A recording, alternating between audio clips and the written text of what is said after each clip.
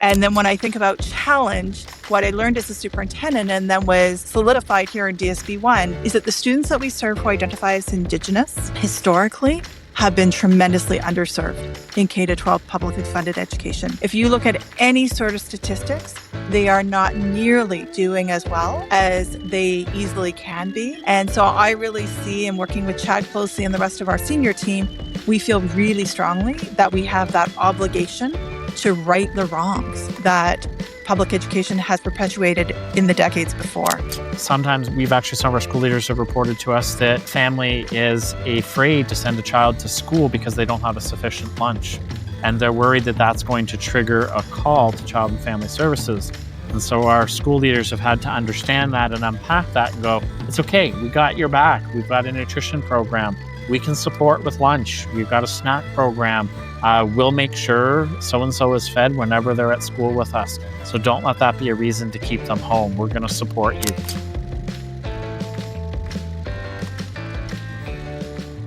Hey there, welcome to the LearnIt Podcast. I'm your host, Dheeraj, and I'm super excited that you're tuning into our podcast today. I love having these conversations. We're so blessed to be around so many cool leaders in education today. And I think that these conversations really put light as to all the awesome work that's going on in this industry. One ask I have for you is if you could just take a moment to hit that subscribe or follow button, it would mean the world to me. It helps us to continue the work that we do it in a meaningful way. But I hope you enjoyed the episode. Thank you. All right, Lesleigh, Chad, it is such a pleasure to have you joining me today on the LearnIt Podcast. I'm really excited to host you and get to learn a little bit about the work that's going on at DSBN1. And I think it's so impeccable about what you've been able to achieve. We've been talking behind the camera, and now I think it's finally time for us to talk in front of it and the others to learn about all the awesome work that's going on. Now, I've had the pleasure of seeing and meeting both of you, but I'm sure that there are many others that are still looking to learn about you. So you've had quite a journey in education and in leadership. I'm going to ask you both to give me a 1-minute download. If I was a fly in the wall over your whole career, what would I see, Lesleigh? I'll start with you and then Chad will go on to you. Thank you so much. So I had the opportunity to teach every grade, K-12, some more successfully than others, typically grades 7 and 8, and that was all in Toronto. I then became a vice principal and principal between Toronto and Ottawa, had the chance, and for me, this was a huge highlight, to be the first cohort of student success leaders in Ontario, became the central coordinating principal for literacy, kindergarten to grade 12 in Toronto, superintendent in Rainbow School, so also in the north, for 11 years. And I am now in my 9th year as director here in DSB1.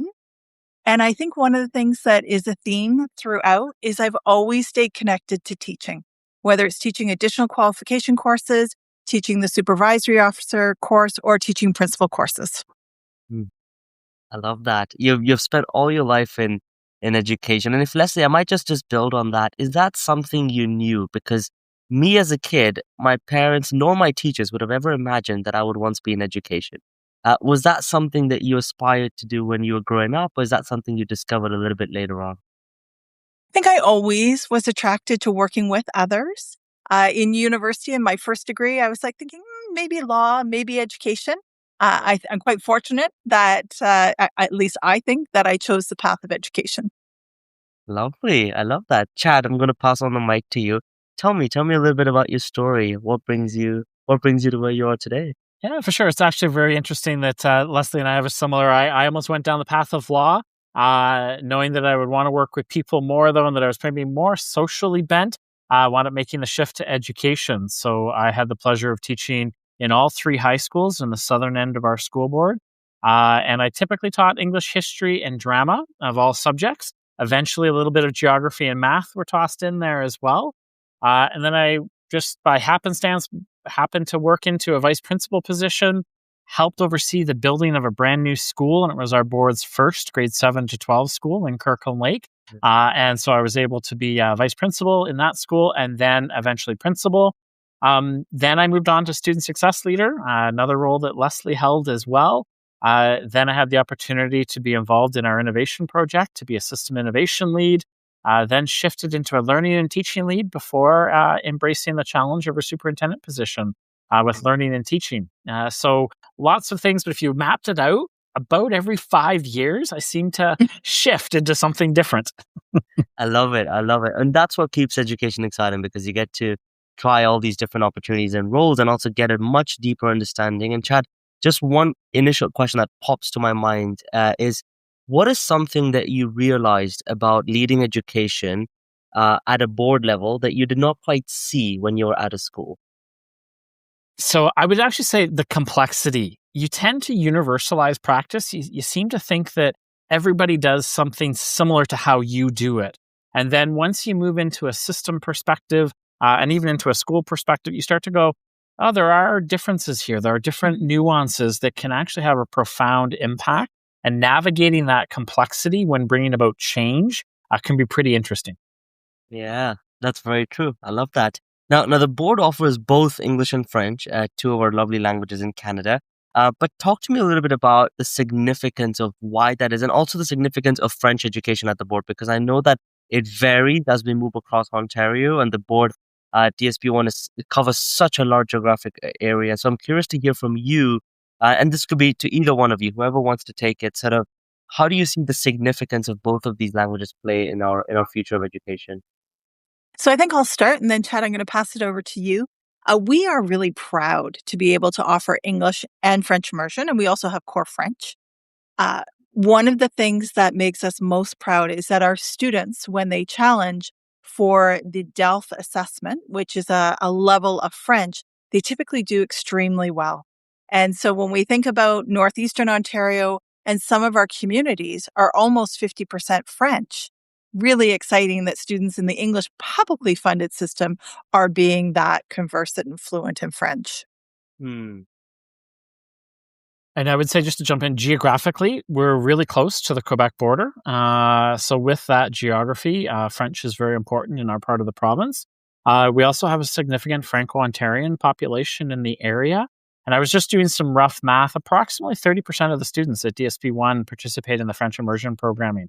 So it's very important to our families. And basically culturally, but also geographically. It's part of the history of this part of the province. To be able to have that fluency in both languages. Yeah, I was just in Quebec City and Montreal last week, so I love it there. It's such a beautiful place. It just feels so culturally rich, is the way that I like to think of it. I think there's a lot of history up there as well. Um, One of the biggest pieces for me that I want to dig deeper into is there's a lot of programs that have happened at the board, all towards helping move education in a positive direction. One of them has been implementing some innovative Indigenous focus programs specifically for around the Indigenous community. Um, Lesleigh, you're doing a PhD research. I know we've spoken about that a couple of times, but there's a lot of connections that might be there between the programs that are being implemented at the board as well as your PhD research. So is there an experience, is there a story, is there something that sort of opened your eyes in terms of the importance of helping our kids learn more about this? And maybe that's even a bit of a question as to what inspired you to pursue your PhD, because not every director or superintendent decides to take that path. But I'm just curious to hear your perspective as others may be thinking about doing that.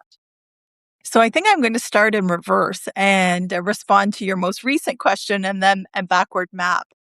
When I first came to DSP1, of course, Chad was firmly established as one of our system leads. One of the things that I couldn't quite figure out is everyone was working so incredibly hard, tremendous dedication, looking at the most recent research and trying different strategies. And we simply weren't having the impact compared to the amount of energy we were expending. And I was just trying to, what is the root cause of that?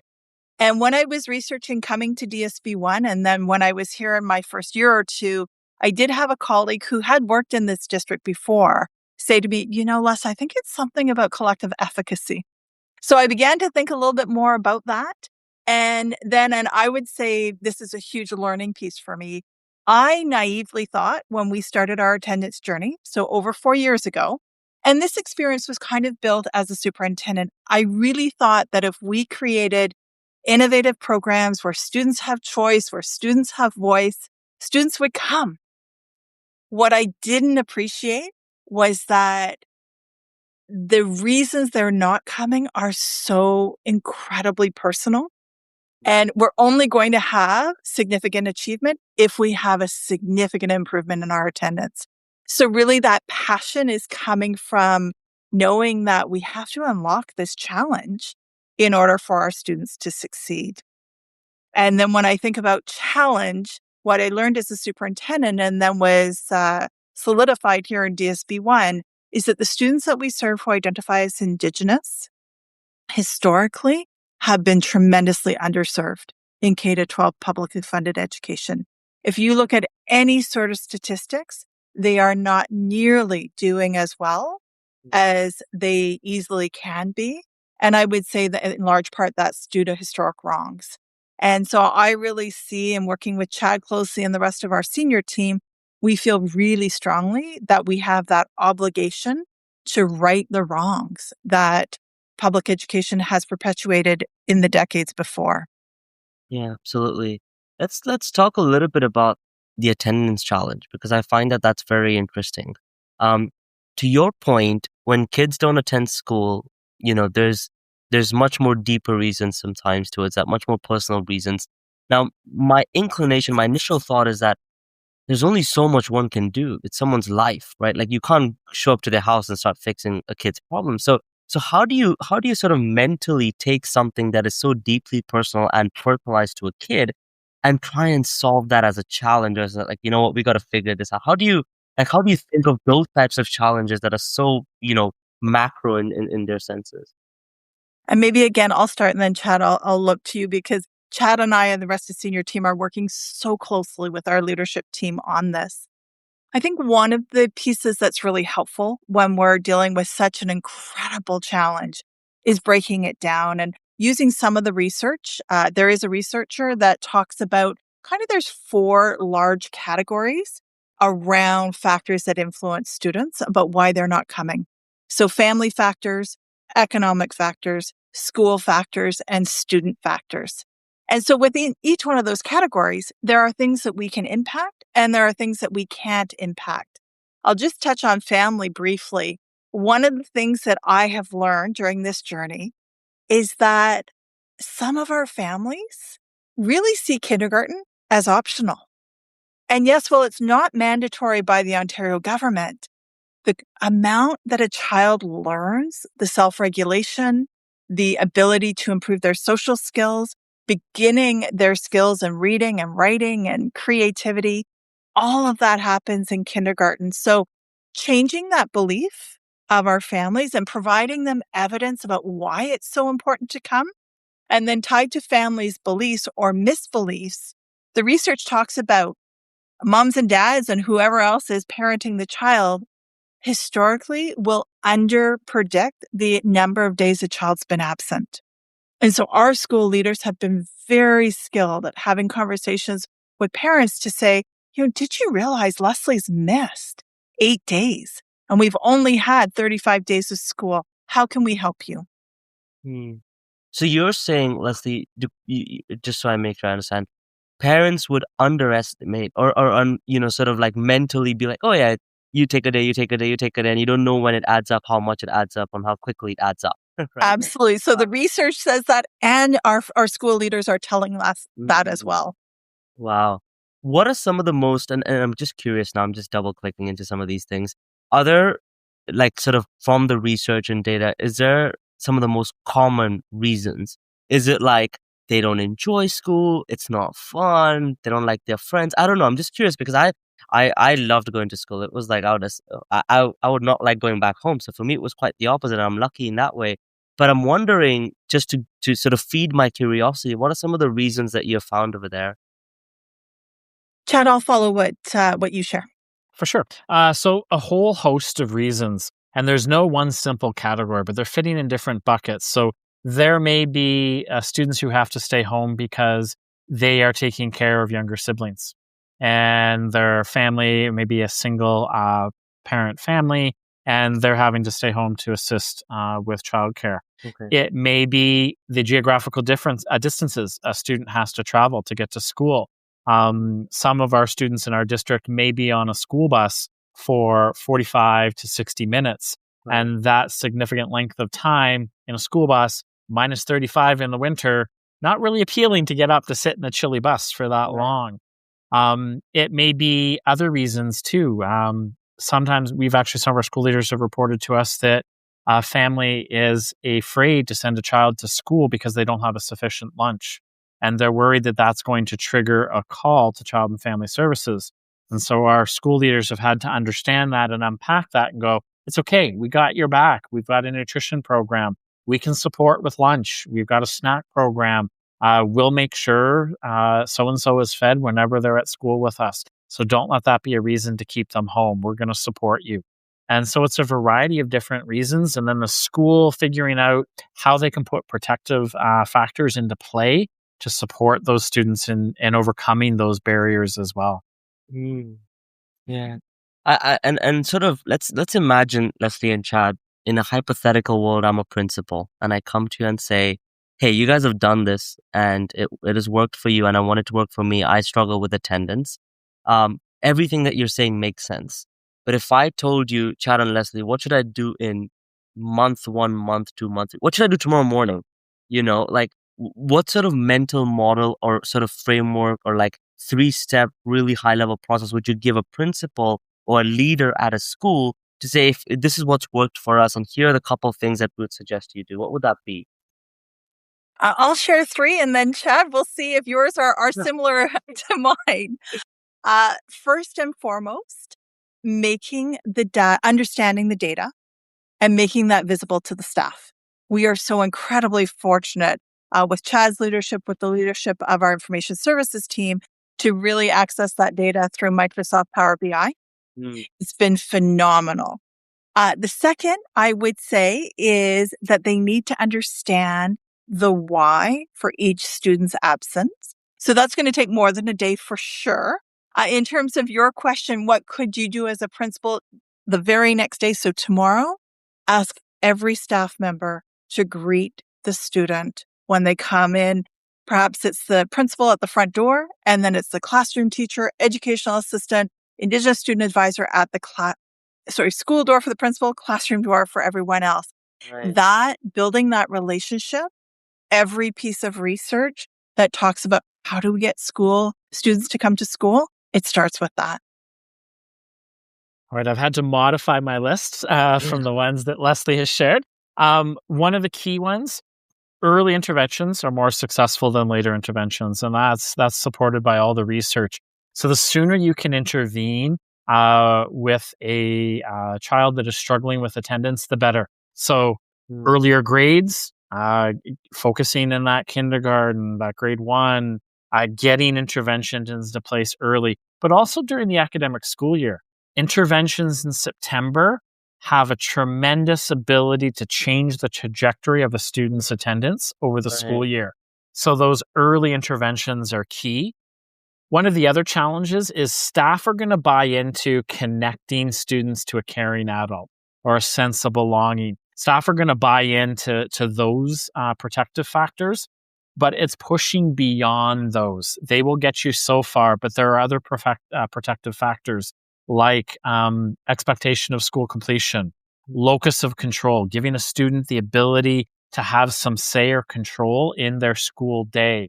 And so it's moving beyond those, I would say, maybe those first things that people may gravitate to, like the caring adult and the sense of belonging. You have to expand beyond just those.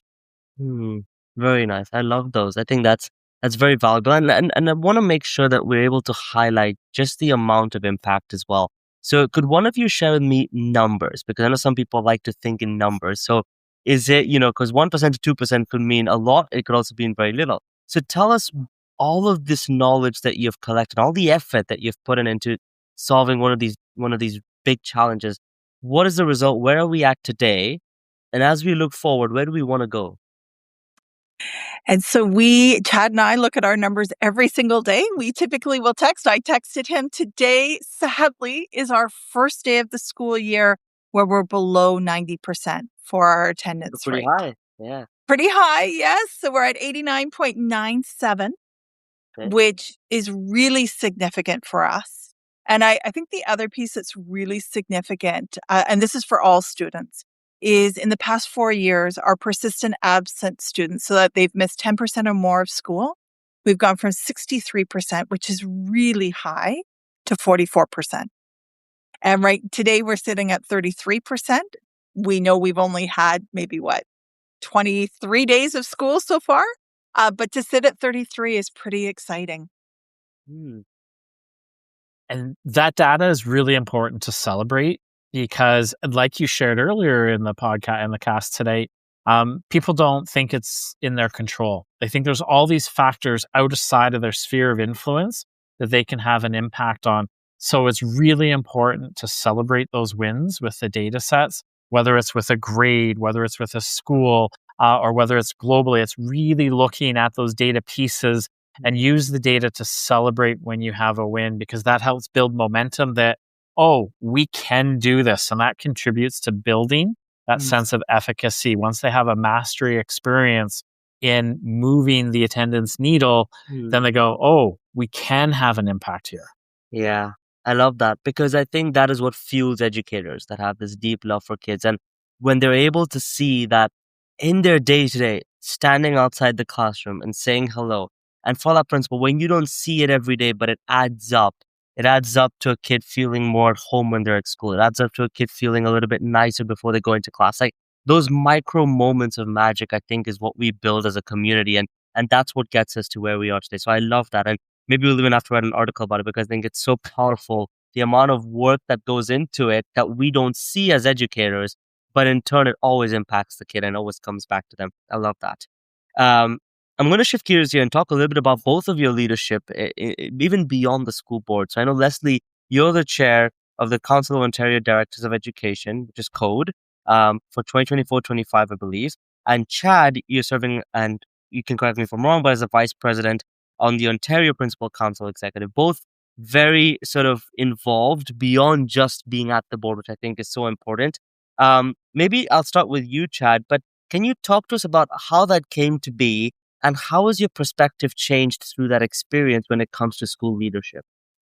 So I previously served as the role of vice president for the Ontario Principals Council. I currently do not hold that role anymore. But it was an incredible opportunity to gather perspective from across the province and across districts. The networking was probably one of the most powerful aspects of it, because I could learn about practices and other boards and then bring those practices back here. I learned about different resources and supports that I might not have been able to tap into before, I didn't know about. And the interesting thing now is many of my colleagues at that time have moved into senior leadership roles, so that network work continues. But it wasn't just about leveraging and bringing ideas back from other districts. A lot of the time, it was about advocating for small and rural boards. Often in the province of Ontario, you would hear about solutions that are more urban-centric and large center solutions. And those don't always work with the resources or the realities of small rural school boards. So I tried to be an advocate for how the one-size solution does not fit all. So much so that I got the nickname Chad of the North with a group at the time, because I was always advocating for smaller and rural boards that maybe didn't have the same resources in our communities or our centers. So it was it was a two-way street with that work. I love that. What is a unique challenge that a small school board faces that you wouldn't see at another school board that's very, very densely populated, or very, in a more tighter, densely populated geographic region? Hit me up with a unique challenge. How do you teach kindergarten to grade 6 in one classroom? With 20 kids. That's really hard. That's probably the most challenging sort of circumstance from that a larger urban center would not understand. And so that notion of trying to make sure there's equity of educational outcomes for all learners, making sure they have opportunity to access courses. So that's really important. We need to keep those small schools open, because some of those kids are already on a bus for an hour a day. You put them on a bus for another hour to get to a bigger school, that's just too long for them. So how do we make equitable educational opportunities for all when you have K-6 in the classroom, for example? Wow, I love that. And how do you, when you reflect back on your experience, what were, on the flip side of that, what were some of the most common challenges? So that would be, what was the thing you'd always hear or you'd always feel speaking with these great leaders in education across the province? Um, how do we provide more for our students? Ultimately, that's always the challenge. How do we get more supports for their mental health? How do we get more supports to support them with special education needs and complex special education needs? How do we get educators the support they need so they can better respond to those complexity of needs? The common thread was always, how can we do more with what we have, given the face of the complexity of needs we're facing with our students? That was always a common thread, whether it was a big school, small school, big board, urban, rural. It was, how can we get the supports we feel our students need? Love that. Okay. I mean, it clearly shows the deep level of love that we have and this sort of, centered thinking around the kids. It doesn't matter where you're from, what you do. And that's one of the things that's remained true for me as well, as I've interviewed guests from Bangkok to Thailand to South Korea to Canada. That is the most consistent thread, is how can we do more for the kids and what do we need to do to make sure we're in the right positions to be able to teach them. So I love that. Lesleigh, on your end now, you're the chair of the council for code. Talk to us a little bit about how that came about. And what does that entail? What does that look like? So that was a huge opportunity last year. And there are 4 different affiliates across Ontario for education. So English Public, English Catholic, French Public, French Catholic. And as a group of 73 districts, we rotate the role of chair. And so if you are the chair of your association, which in my case is public code, so English publicly funded, then you have the opportunity to also chair code. And so I had the enormous privilege of working really closely with the executive director of the time, Laura Elliott. And she and we had a board of directors and we served the 73 directors across Ontario with the 2 million students who are in publicly funded education. And so very similar to what Chad was talking about, as a collective, what are our common challenges and concerns? I too tried to ensure that the small northern voice was represented province-wide. Special education underfunding, transportation underfunding. And then Laura and I, with our board of directors, really advocated around teacher shortage. And we actually, a small group of us wrote a white paper. I've had the chance to sit down with some members of parliament provincially to talk to them about this incredible need to ensure that our children across Ontario have qualified individuals in front of them. Is that sort of like, how big is that issue, Lesleigh? Because I've heard that maybe more last year than this year, and maybe it's just that it still exists. People don't talk about it as much. How prominent is it at this point in time? I do think it depends on the district, and certainly the southern, more urban districts do not have the same challenges. We have, I think, about 45 teachers right now who have expertise in their content area. And so I use one example in one of the schools that Chad supervises. We have someone who's responsible for hairstyling. That individual is a hairstylist, has all of that training, but doesn't have the training as a classroom teacher. So they know their content area, but the pieces around the pedagogical approach or the assessment approach, that individual hasn't had a chance to be trained in that area. And I was reading an article today, I think it was a Catholic board in the South, a large Catholic board in the South, who has 3 teachers in their elementary school. The positions haven't been filled yet. So I would say it continues to be a provincial challenge. Yeah. If you were to, I think the future of education is very interesting. And I think we're going to see more change in the next 5 years than we have in the last decade. That is my hypothesis. And I think that is everything from the types of opportunities that kids will have when they go to university and beyond, the types of jobs we will be preparing for. I think everything is going to change very fundamentally in the next couple of years.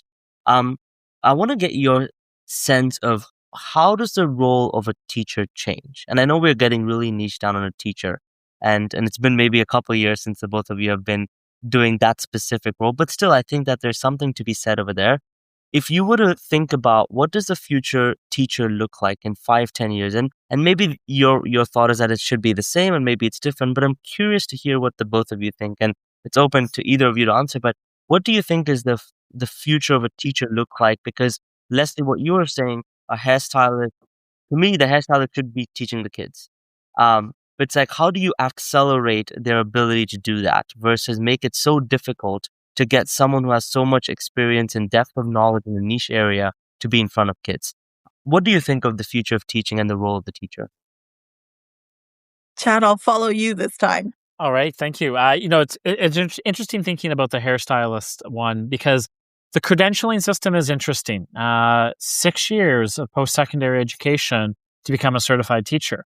And when I look at some of our challenges that we've had with securing teachers here in Northeastern Ontario, we've had some tremendous people that we've been able to hire that are willing to come into our community and share their expertise with our students, whether it's a hairdresser, whether it's a welding teacher, whether it's a Cree language speaker, whether it is a media producer. We've had a whole range. So I think the credentialing system is something that is creating some barriers. So what could that look like in a revisioning? I think is really an interesting trend to look at. But even thinking about what's the impact of artificial intelligence going to have on education. I remember the first time I saw the Sal Khan video with Conmigo doing the tutoring with Sal Khan's son. And they had set it up with prompts so that it wouldn't give the answer, but it would use a series of one-on-one prompts to help tutor the student through answering that type of question. As teachers, we would love to do that in a classroom with every single kid, but in a class of 25, 28 students, Right. in 75 minutes at secondary, we may not get around to each of those students for that one-on-one, really precise prompting. I think artificial intelligence can play a role in doing that. So teachers are setting up structures or conditions where students can then receive that one-on-one personalization. I think that is a tremendous, powerful opportunity in the future. Still needing a teacher to guide and set things up and facilitate, but some of that personalization, which is so labor intensive to create and do, can be done with the support of artificial intelligence. So I see a tremendous growth in that ability to personalize and to do differentiated instruction and universal design for learning, all of those things that we want to work on. It's just taking out the cognitive load on the educator to do it now with artificial intelligence, freeing them up for other parts of building relationships with learners. Love it. Leslie, any thoughts on that? Anything to add on? I certainly would agree with what Chad is sharing. We've talked at length as a senior team about what does this, because we're leading for today and tomorrow, but we're also trying to set the organization up for 5 years down the road. Have we created an environment, the conditions where everyone can be successful in 5 years? To build on what Chad said, I really think critical thinking is going to play a greater role because the knowledge and understanding, it's probably been available for at least the last 15 or 20 years for a student to find the answer. How do we help the student understand, is that the correct or reasonable answer? I think about creativity. I also think, and this is probably just some of the experiences that we've had, that importance of in DSV1, we want our students to have a positive future story. We want them to be happy and productive citizens. And I wonder about the role of caring and kindness and empathy. When we think about the society that all of us want to live in and play in, sometimes I think Chad and I and the rest of senior team would say kindness for some of the interactions that we have with some of our families is less so. They have Right. frustration and they're frustrated with us. So how do we help our students work through what there are going to be frustrations? How do you do that as a kind, caring, respectful person? Yeah, I completely agree with you in the sense that the way that I look at education and what we need to do for our kids is continue to build really foundational skills before we lose them. Critical thinking, problem solving, the ability to listen, the ability to hold a conversation. I think that those skills are best built at school, not at university. I think that's when we build the foundation, we plant the seeds, and we start to slowly specialize in terms of learning, personalize the learning experience for a kid. Because to me, that is how we're making the best use of kid's knowledge, time, and energy. And, to your points, I'm sure you've seen that if any kid is interested in something, they'll be engaged. It's as simple as that. And it sounds simple, but I know there's a lot of complexity behind it. But how can we get to that reality sooner and sooner rather than pushing that out? And just a very fun question for you both, I guess, the more unique and fun note. Do you think we're closer towards getting rid of a classroom style system where it's grouped by age, or a grade system where it's A, B, C, D? And I ask because I talk to a lot of people in the industry. And of course, they're not in education, but they always are like, yeah, you know what? We're still in the industrial revolution. We're grouping kids by age. It doesn't make sense. But I know that the realities are very different when you're leading a board of thousands of kids, hundreds of kids. But how close or far are we from that? Do you think that's going to be the reality if you were to predict if 10 years down the line, 15 years, or maybe closer? So I'm just curious. I would say across Canada, our K-12 systems are structures of government. And we in Ontario, it's a colonial system. We've had publicly funded education in at least 150 years in Canada. And we are slow to change. Those of us who work within our system, we self-reflect and say, wow, let's hope our medical doctors are not as slow as we are to change, because we want to have the best support. So I think ideally, can we leverage artificial intelligence so that level of personalization that Chad is talking about is in our classrooms? Absolutely. I think we could get there in 10 or 15 years. Would we still have the structures of grades or groupings with similar age? We hold on to that very closely. Well, and it's policy in Ontario. We are mandated to age appropriate. When a child's new to Canada, they are placed if they're 10 years old and they've never experienced school, they are placed with other 10-year-olds. So right now, policy is preventing us. Although, with Chad's example of, our K-6 classrooms, Right. there is, and maybe we are more innovative than we think we are with that structure that we're being forced to have in place because of our small schools. But it really does give an opportunity, because in Chad's example, you have 2 grade 2s and 3 grade 3s and 1 grade 5. Yeah. Yeah, I think that's a really interesting creative question. I was just thinking about that. I think in some of our combined classrooms with multi-grades, some of that flexibility around the grade norm is changing. And so that's one of the that's actually a plus size, a positive of having smaller classrooms, is because we can do that with a combined grade class. Also, when I think about when we were talking about the important skills, that self-directed learner, right? How do we learn? I actually think that's one of the most foundational skills to teach learners now. Who am I as a learner? What do I need to learn? How do I learn best? And how do I demonstrate my learning? Because I think learning and unlearning is going to be such an important part of the future that I think that's one of the most important 21st century transferable skills is, do we explicitly teach that learning? And your point about grades, I think we're getting closer and closer to that. And I think more and more teachers are starting to realize that when we are engaging in assessment and evaluation and we're counting so many points for this and so many points for that, it really is an exercise of subjectivity. What you choose to count for points and what Lesleigh chooses to count for points and what I count can be very subjectively different in the exact same subject from teacher to teacher. So I think there's an awareness of that, where moving towards here's a level 1, here's a level 2, here's a level 3 and a level 4. I think we're getting closer to that. I think the holdout is universities and colleges that want the public education system to help do the great sort, to sort who's going to get into which program. And so I think that's one of those hold-offs still for us. Absolutely. I think it's a domino effect, right? In terms of we still need to be able to work with universities in a hypothetical world, if you got rid of the grades and the universities aren't ready for that, then you're in a world where kids are in the middle of something that's not very enjoyable, right? So, but I love your point about, how do we learn and how do we, have that raw, genuine curiosity to want to learn something. And I think that is the most powerful thing that we can build in a kid, especially as they're growing in their teenage years. Absolutely. I love that. I want to shift gears here, especially, Chad, maybe I'll pick your brain first. And it's specifically related to the Apple success story about the one-to-one iPad program.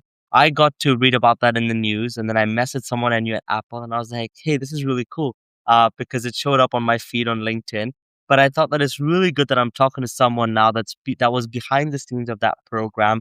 I know I'm a big Apple person, so you don't need to necessarily convince me from an Apple perspective, but tell me a little bit about what that program was about. What was the origination behind the why? Why should we do this and why should we pursue this for our kids? And where are we now with it? For sure.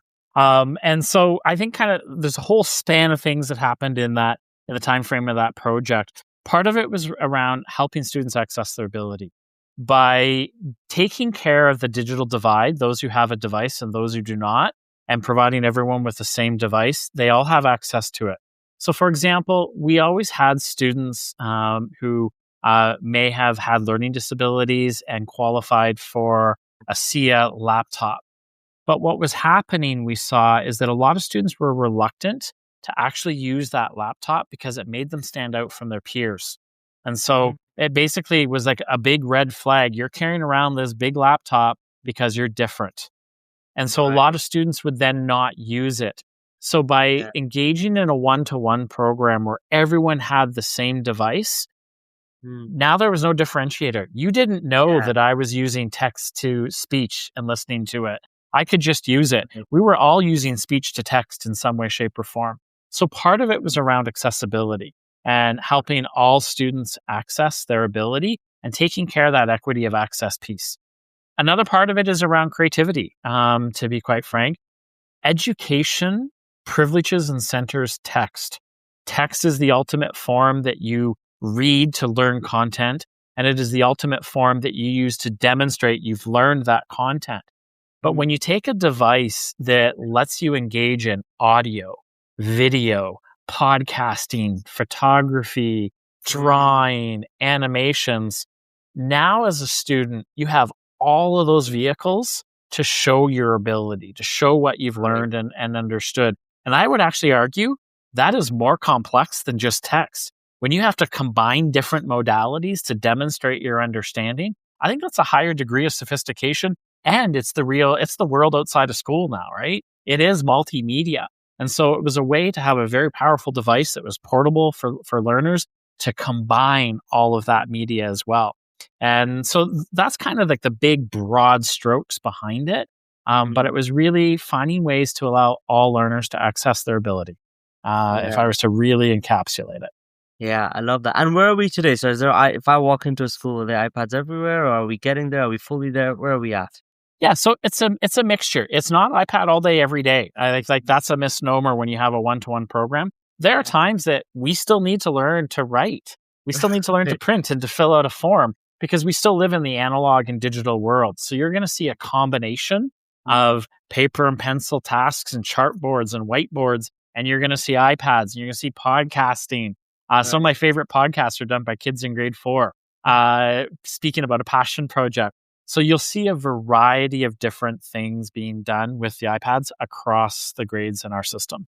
Yeah, wow, I really love that. I think that's very powerful. And you can correct me, Chad, but it's not every school board, right? Are you one of the earlier ones that have adopted that program from a implementation perspective? Because that, at least from my knowledge, that was the case. For sure. There were, I think Avon Maitland was doing it across a grade band. And there was, I can't remember if it was Hamilton Public or Hamilton Catholic. It might actually be Hamilton Catholic. I think they had a one-to-one program first, but we were one of the first that went one-to-one from grade 3 to grade 12. And still going strong. I love it. Beautiful story. All right, Lesleigh, Chad, I'm going to shift gears into a rapid fire round. So I'm going to throw you each a question, and I'm going to ask for a response in under a minute. Lesleigh, I'll start with you. What is one belief about education that you've changed your mind on recently? I used to think that solving the attendance challenge was simply if we welcome them into the classroom and we had these really dynamic lessons that students would come. I now totally understand how complex and complicated and sophisticated this challenge is, and that we need our staff to just be at their absolute best to find out the why for each child. Yeah. Chad, do you have a similar answer, or you got a new one too? Yeah, no, mine's a little bit different. I love wicked problems and the challenge of change, but sometimes I want to move way too quickly. And so that can generate change fatigue. So recently, I've really been trying to slow down my leadership stance and approach to engage with a wicked problem from a point of curiosity. Let's find out what you think about it. Let's find out what your perspective is about it. And that invites a slower pace, inviting people in to the change and the wicked problem. And it allows space for dissent and dissenting ideas as well. And then using that to come up with the best way forward. So really slowing down and coming from those positions and providing that space for perspective. Yeah, I love that. Very well said. Second question, what is a recent student story that impressed you, or the way that I like to say it, or made you smile? Chad, I'll follow you. All right. So I'm thinking this is just from Thursday when I was in a school. So we had a student with complex special education needs who really struggled to enter the classroom. And he would get stuck at about the entranceway and really struggled to get into the room. Last year, it took about 5 months for that student just to enter 2 feet into the classroom for about 2 minutes. And this year, on the first day of school, he ran into the classroom and never left until he had to go home. And he continues to do so every day. So the work of that team to support this student into overcoming that challenge really makes me happy. Beautiful. What a story. Beautiful. Leslie, how about yourself? And for mine is a student who is in our alternative Indigenous program, so Kiskanohamatowin. And the student was about 16 or 17 and had a child herself. Fast forward, she is now, the mom is in college. She's chosen one of our schools. She was a barista at Starbucks. And she said to me, Lesleigh, I'm thinking of, which school, and I'm pretty sure I'm going to send my child to Schumacher because that's where you offer Cree. I said, absolutely. So it just, initially when I found out that she was having a child, because of all of the research, I was concerned that she wouldn't follow her own dream of going to college. And she has. So that brings me a lot of joy. I love that. Both such beautiful stories about the work that we do in education. I love that. For both of you as well, and either one of you can start, what is one thing that you'd be most proud to be remembered for? Chad? All right, I'll jump in. So I think it's my compass. With all the school leaders that I serve, I have a conversation with them about a compass, and I've even presented some of them with the compass. When faced with a tough decision, ask yourself, what is the best thing for the student? And 99% of the time, the answer becomes crystal clear when you frame it around that lens. And so I hope that's something that I'm always remembered for bringing to the forefront with those tough decisions.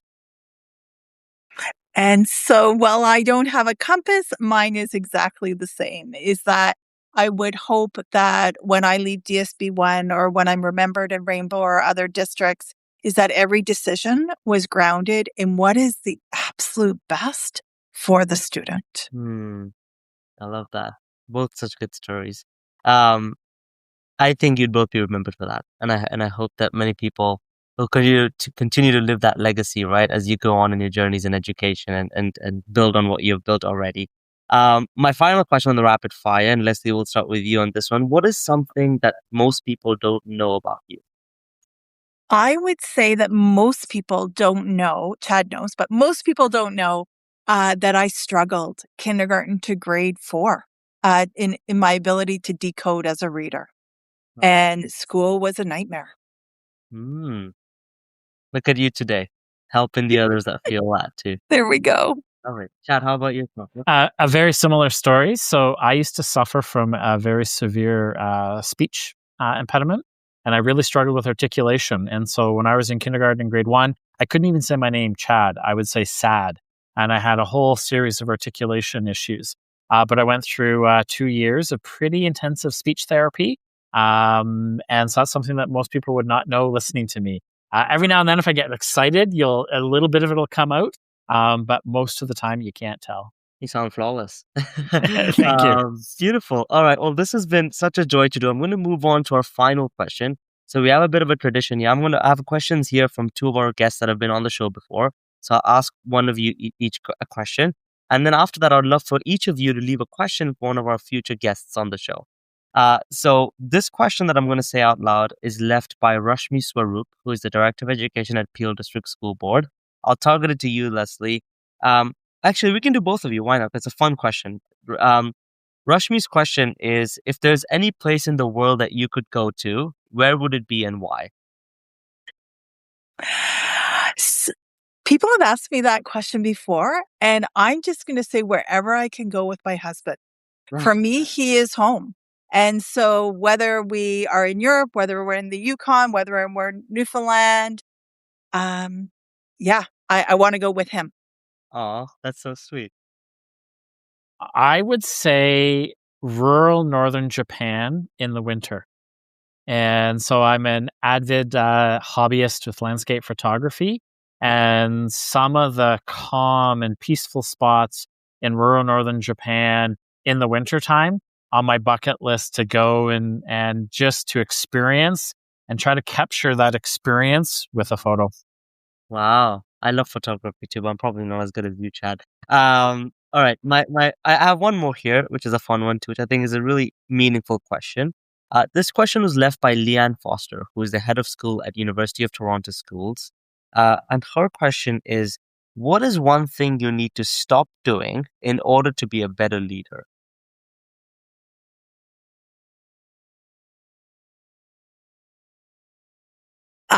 So for me, I'm going to say I need to stop getting caught up in aimlessly scrolling in social media to get more rest, because when I am more rested, I am at my best. It's not a huge piece for me, but I can lose 10 or 15 minutes very easily on what's on social. Yeah. How about you, Chad? For me, I think so. As I said earlier, I love wicked problems and I love to jump into change right away, but I need to stop jumping to solutions right away. I need to slow down to have a deeper understanding of the complexity of the challenge so that the solutions we arrive at are deeper and not shallow. Sometimes jumping in too quick, you have a shallow understanding. So slowing it down to go deeper to come up with a better solution. Beautiful. I love both of those, equally important as well. I'm going to give the both of you an opportunity now to leave a question for one of our upcoming guests. Any of you want to kick us off? Just say it out loud. What would be a question to one of our future guests? Sure. If we shadowed you on your best day of work, what would we see in the first 90 minutes? Ooh, I might even steal that just for the podcast part. What a beautiful question. Oh, I love it. Okay, that might be a stealer. Lesleigh, how about yourself? And for me, what is something as you reflect on the role that you've been in that you wish you had known on the first day, which would have made you so much more effective? Yeah, also very, very reflective question, which is always very fun to get people thinking about their first couple of days in experience. Well, this has been such a joy to do. I mean, thank you both. I think we had a great partnership sort of situation going on here. It felt flawless to me.